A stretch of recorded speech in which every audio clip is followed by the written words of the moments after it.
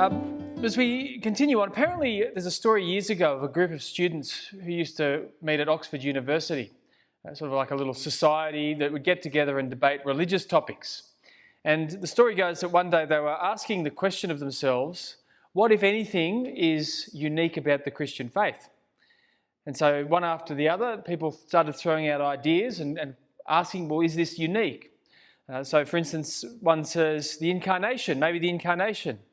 And they think, well, there are other stories, other faiths have gods sort of invading the world in various ways, so it's not totally unique.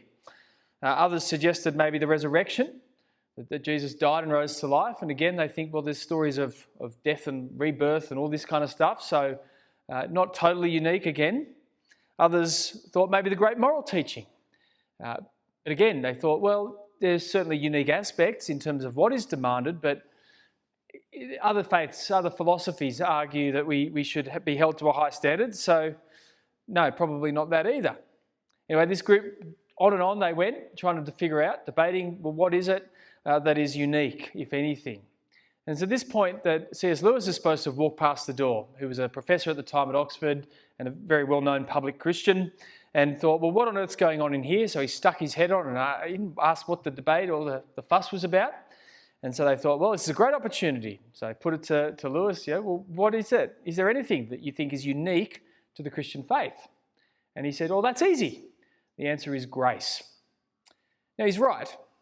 Grace. Grace is, I think, the unique fact in Christian thinking compared to all the other faiths in the world. And it's that topic that we turn to today. As we continue, we started last week these 5 great truths of the Protestant Reformation, the solas as they're called. We're going to consider today the idea that we are saved by grace alone. And it's a beautiful point, but I actually think it's counterintuitive. It's not just contentious in terms of what other people think, but for us, we like to be the ones who are in control.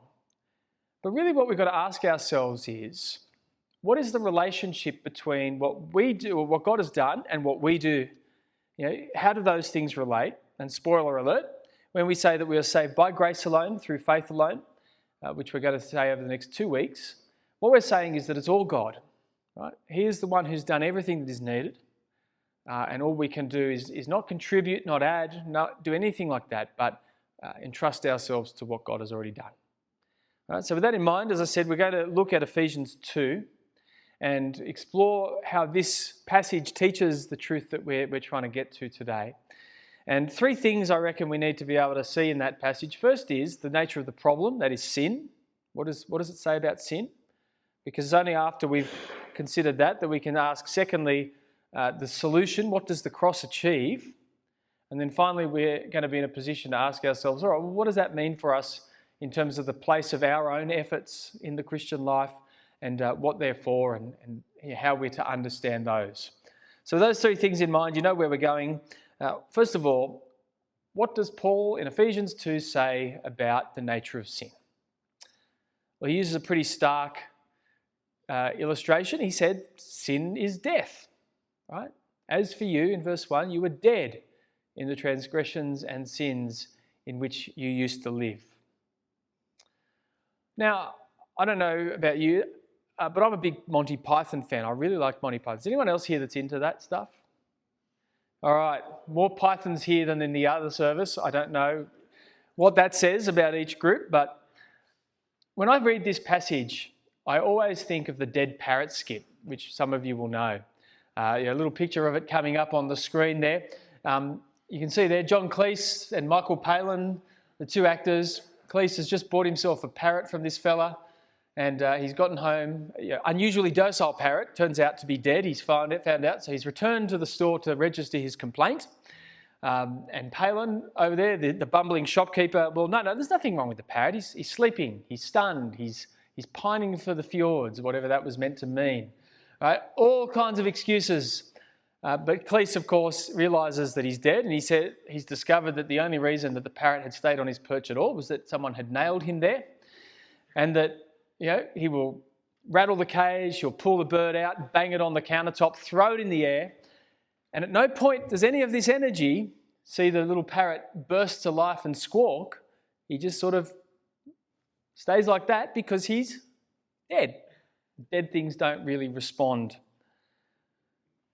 Now, confronting as it is, when the Apostle Paul looks at our spiritual state, our state before God, in sin, that's us. We are dead in our transgressions and sins.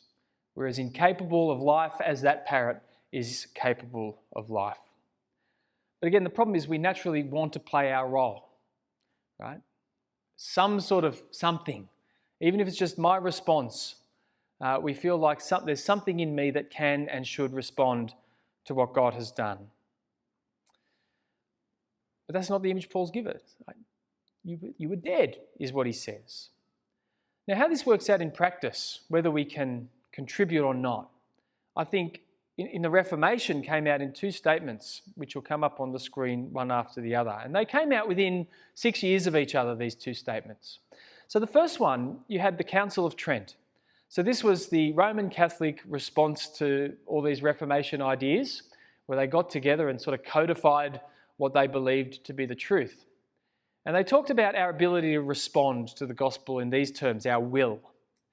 And it says, free will, attenuated as it was in its powers and bent down, was by no means extinguished. Now, what that's getting at is this idea that our ability to choose, as we stand before God, what does sin do to us? Well, it's a bit like getting a cold. It certainly damages us. Maybe we've got a slight preference toward ignoring God rather than hearing. But at the same time, we still have this ability and the freedom to choose, right? So I can stand here, I hear the voice of God, the invitation of the gospel, and I can cooperate. And we'll talk a little bit about how that looked in their system a little bit later in the sermon. But you've got the ability to respond, right? You're not dead in the sense that Paul's saying.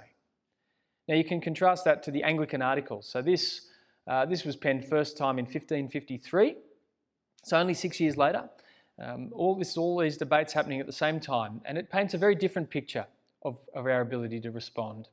So the condition of man, it says, after the fall of Adam, is such that he cannot turn and prepare himself by his own natural strength and good works to faith and to calling upon God. Wherefore we have no power to do good works, pleasant and acceptable to God, without the grace of God by Christ preventing us, that we may have a good will, and working with us when we have that goodwill. Now, the word preventing means going before rather than stopping. If you 500 years ago, slightly different shade to that word. So in other words, what that's saying is, if you go back to it now, is sin so affects our will, our ability to choose God, that in fact it's until God flicks the switch, we can't have faith, until God makes that a reality. And even once we have faith, we can't do anything good unless God is assisting us and working that in us, right? So it's two very different visions of our capacity to respond to God. And they both have very different, outcomes. Right? So the outcome will be, for instance, with the Catholic thing, the Catholic version is that Trent will go on to say, God graciously nudges you, and it's your job then to cooperate with that gracious nudging, to go along with it, to respond rightly. And your efforts are sort of the definitive thing as to whether or not you're able to do that. But I think the Anglican statement, which again, much more reflective of what all the reformers across Europe were saying at the time, is really painting that kind of Ephesians 2 picture. One of being dead in sins. Now again, look, I'm sure that of all the things I'm going to say in this sermon today, this might be the point at which you most bristle, because the idea of a free will is something that we often hold dearly for various reasons, right? And when you have things like sin of this nature or God's election and these kind of categories that are related to it, some people, we don't like that necessarily. But I want to suggest that this vision of the will is actually closer to what the Bible says than the idea of a free will.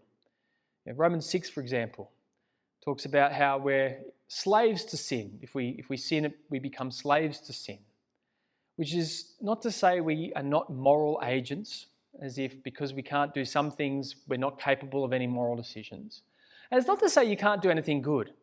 Right? This version of sin is not to say you're as bad as you could be and incapable of any good, but it is to say that sin so colours us that apart from God's gracious working in us, every choice we would make would be contrary to him. And even the good things we would do would be for the wrong reason, right? We've all done that. We've all done very good things for very selfish motives, for example.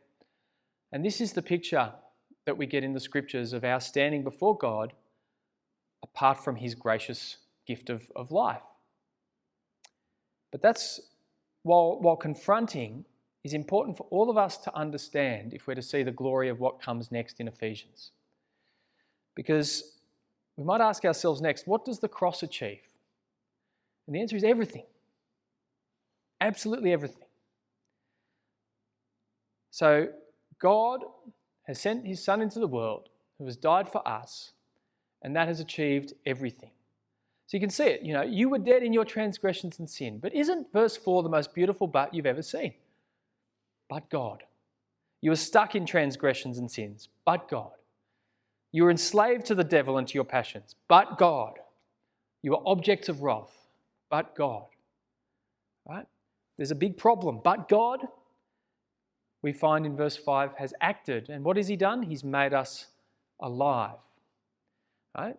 Dead people don't just need a whisper in their ear to suddenly wake up. Dead people need nothing short of a resurrection. So isn't it wonderful news for us that our God is in the business of raising the dead? It's pretty good news, isn't it? And if you follow the logic of Ephesians 2, it's quite clear when Paul is describing that salvation, all the focus is on God. So his character. Who is the God who has saved us? Well, he's brought us to life because he is rich in mercy, because of his great love, even when we were sinful, because he is gracious. God has just done these things purely because that's who he is. And again, what's he done? He's brought us from death to life. He's seated us with Christ. He's done these things. We're a new creation. The only thing that we contribute to this picture in the Ephesians telling of it is, well, the sin that needed forgiven, the sin that was the problem. Everything else, the grace that comes, the faith that we get, is all described as being the gift of a good God. Again, wonderful news. Every failure wiped away. Every moment of weakness where we've given in, totally forgotten. Every act of disobedience forgiven.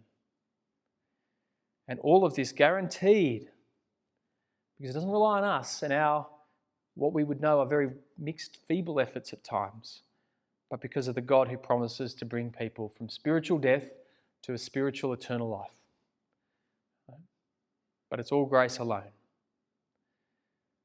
Now, this is very practical. This has huge effects for how we live, and particularly when we're living in God's world, trying to, approach him, trying to honour him. This changes the way we look at the world and life following Christ. And so, to make that point, it's worth our exploring, well, what is the relationship then between what God has done and what we might do in terms of works? Because this paints a very different picture from the, God's doing most of it, but we've got a hand on the wheel kind of picture. So to appreciate what I mean by this, I want you to put yourself back into a slightly pre-Reformation mindset. And this is still the official teaching of the Catholic Church, what I'm about to describe. I don't know if this is how much they enforce it, but certainly this is the official teaching. So how is it that you might be saved? Well, you walk into the Catholic Church, you will be told absolutely that God has sent Jesus into the world, that by his death and his resurrection, you can have forgiveness. So we shouldn't pretend that they're ignoring that they don't believe that. But the question does become, how is it that grace, that gift of Christ, is actually mediated to us? How do we grasp hold of it? And the answer for them would be, you cooperate. And through the ministry of the church, that stuff gets given to you. Right? So this is the logic behind the system of penance and confession, which we've all seen in movies and different things, right? That's where you've got the fella sitting in the priest sitting in the box and come along, you confess your sins, they say, go say your 10 Hail Marys or whatever, which I'm sure the movie version is less seriously than they take it, but that's what we're talking about. And the reason for it is, Jesus reconciles you to God, but then he makes you, it's about growing morally and paying off sin, if you like. So every sin that you commit after baptism. You're meant to go and confess to the priest in as much detail and as thoroughly as you can remember, because the priest is sitting there they're sort of Christ there to you. They're the judge who's going to listen to that confession and say, well, this sin is this serious and here's your punishment. And the idea of the penance, the acts of penance that you would then be given, is to say, well, you've got to purge that sin, right? You've actually got to suffer a this worldly punishment and suffer under that to purge the reality of that sin so that you can go to heaven. And so upon the, assumption that you will do that you'll do your penance, the priest can say, yes, you're forgiven. But of course, there's lots of questions that are raised because, well, first of all, have you done enough? And actually the logic behind purgatory is an extension of this, right? So if you haven't paid off all those sins, if you've died with accounted for sins, that's why you go to purgatory, so that can get sort of wiped out, if that makes sense. And then you've got, so there's that problem. Have I ever done enough? Can I be certain I've done enough? But then there's the other problem, which is that this only works for what they call venial sins. But if you've done a mortal sin, which are the big ones, I don't know which ones they are, but there's this order of sin where actually you can lose your salvation altogether. So you can see at every point, you're going through this day after day. This is your life, a constant round of doing this because I've got to make up. I've got to cooperate with what God's grace has done and purge this sin in order to be fit for heaven. So you can see this feels very different from the stuff maybe we experience week to week here. And that's because we believe that salvation is by the grace of God alone. It's His gift. And that if we believe in it, if we trust ourselves to God, there is forgiveness. And I think verses 8 and 9 actually give us good reason. Ephesians 2, 8 to 9, well, 8 to 10, give us good reason to have that confidence. Because notice two things. First of all, this confidence of acceptance. There's not a question of whether or not I've done enough. There is a confidence that God has done enough. And you can see this particularly when Paul says it's by grace you've been saved through faith. This is not of yourself, so nothing to do with you. It is the gift of God, not by works, so that none of you can boast. And maybe it's worth asking, when would you boast? You boast when you think you're doing pretty well, don't you? If I feel like morally I've kept the commandments of God pretty well, or if I've gone through the motions of, baptism and communion or whatever it is I think God demands. If I'm doing pretty well, then that's when I'm likely to feel a bit of pride and maybe be boastful. That's when, for instance, if someone says, you need to live for God more, I might bristle and say, no, I'm doing pretty well, right? So I boast when I'm doing well. But I guess the opposite, what's the opposite of boasting? In this sense, probably despair, despondency, because we all know there's also times when I don't go so well, where I'm very clear that actually I know what God wants and I'm really struggling to live up to that. Now, if we have this, salvation in some way is my ability to respond. What's going to happen when I'm not going well? That's the point where I'm going to go, well, I don't know if God is really for me or not. I'm going to lose hope. Even if the only response is my ability to choose Christ and have faith, which is probably how we talk a lot these days. But what happens when I have questions or doubts or where I don't feel like I'm as certain? Does that lack of faith, do those questions call into question my salvation? Paul's answer is no, because it's got nothing to do with you. You brought nothing to the table but the sin that needed to be forgiven. But praise be to God that He has done everything. He sent Christ to die for you, to totally earn you forgiveness. And so you can get rid of both pride and despondency if you realise this, right? Really easily, because I don't have to pretend that I'm less sinful than I really am, right? As if I need to pretend I'm doing better with the law, for instance, than I know I am. God's not the teacher about to give you detention and maybe you can wiggle out of it if you pretend you're doing better than you really know you were. Because again, it's not on me. Jesus on the cross has done everything that was needed to bring spiritually dead David to life, which is very good news for us. And even that image of death, again, Paul uses language we probably are uncomfortable naturally applying to ourselves. I don't want to think of myself as being that hopeless that I could never respond to God. But think about what that image tells us if we understand it rightly. I might be uncomfortable with it, but God knew. God knew I was worse than I might even admit or might realise. God knew. And yet Jesus came into the world to die for me anyway. Right? Like, that's big grace. That's big acceptance. Christ's salvation is big enough to encompass anything that you or I might have done. It's good news. So we have confidence if we trust that salvation really is purely based on what God has done. But secondly, we have confidence actually that our lives might change. Now, what do we mean here? I guess I'm thinking about verse 10. And to some degree, I think the time where I'm most aware of sin's hold on me is when I'm trying to actually really be good. This will be true for other people. Tell me if you relate to this experience. You know, there's some sin that you constantly are battling with, you always kind of struggle to get on top of. And maybe you go through a period where you're particularly feeling that, maybe particularly giving into temptation. And you just snap and go, I'm so done. Draw a line. I'm going to put that to bed. No, I'm going to obey. I'm going to resist the temptation. And maybe you do well for a little bit. Right? You go along resisting, you're strong in the face of things until there's a little slip up. And then maybe a slightly bigger slip up, and very quickly you go, you find yourself back to where you started when you had that little breakdown. Realising I have no power to change myself. Right? So I'm sure I'm not the only one who's experienced that. But it can be really hard to imagine I'm ever going to make progress in the Christian life when I see those things I'm most aware of and most struggle with, and I see how susceptible I am. But again, we realise salvation isn't up to me. It's up to God. And verse 10 is really helpful because it gives us confidence that we will make progress. Because not just you were saved in some abstract sense. It's that you were saved in order to be a new creation. So those of us who were obedient to the world are now seated with Christ. Those of us who were dead are now made alive.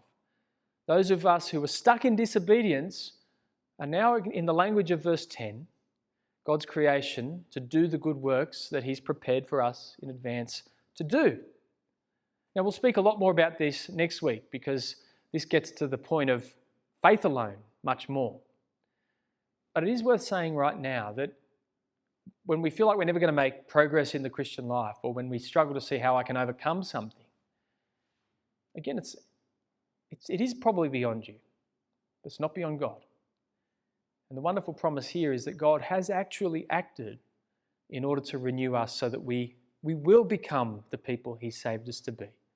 Yes, often slowly over time, frustratingly so from our perspective, but God is going to finish the work He started. We can be confident. You know, look back 5 years and think about the way God's already changed you. Then look forward 5, 10 years into the future and pray that God will change you even more. So we have confidence, both of God's acceptance and that we are going to be changed more and more. But all of this really just brings us to one simple question as we finish. Do you believe it? Do you actually believe this, that salvation truly is by the grace of God alone? Have you put away any pretense that somehow you bring something to the table to add to or improve or to contribute to what God has already done? Have you come to realise that even the worst things you may have done in the past are certainly not beyond the loving embrace of a God who raises the very dead to spiritual life? Do you know the joy and the confidence that comes to relying upon grace and grace only? And can I say, if the answer is no to any of those questions, but you're sitting here thinking, actually, the answer needs to become yes, please don't run away without coming to chat first.